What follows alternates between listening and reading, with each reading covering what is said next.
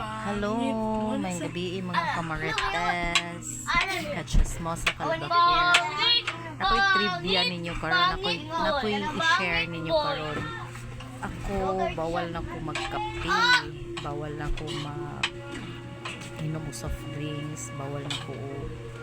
mga oily nga food. Kay isud jud kayo kay ngano nagpa-check up ako sa una way back last year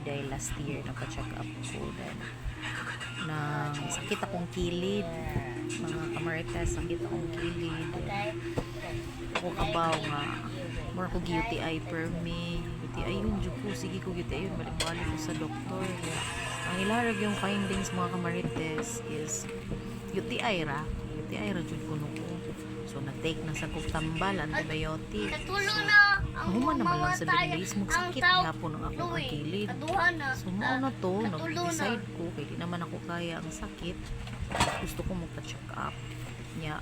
ni-decide na ang doktor na i-ultrasound ako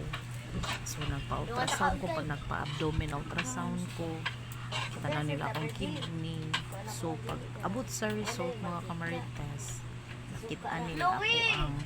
result sa doktor na ako'y kidney stone na ato then ang right na ko nga kidney stone is isukod man nila og sa kadakon ang bato 0.3 gagmay pa siya sa pikas then sa left kay 0.5 cm ako ang bato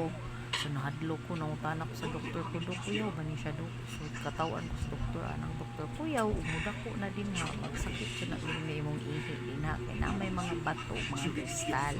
so ang imong buhaton ani mag-medicine gyud ta so nagkuan ko ato naginom ko tambal almost 3 months 3 times a day ihatag sa doktor sa ako ako dito siyang giinom for 3 months then after 3 months ibalik ko tanaw na sad nila so effect man yang gihatag pero ang yang pagbalik nito ultrasound niya gawas na ang result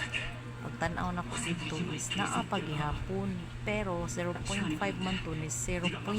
na lang siya ang usa sa 0.3 gihapon pero niingon siya nga gagmay ra kuno kay na siya mura siya bus pa nga nasa kanaging dagat i-explain sa doktor na ko madara daw kuno ni siya og i-flash siya ihi kung inom ko 3 ka litrong tubig every day or sobra pa ang akong inom then bawal ko ato og kuan junk foods oily foods taghan kay ko gibawal ato so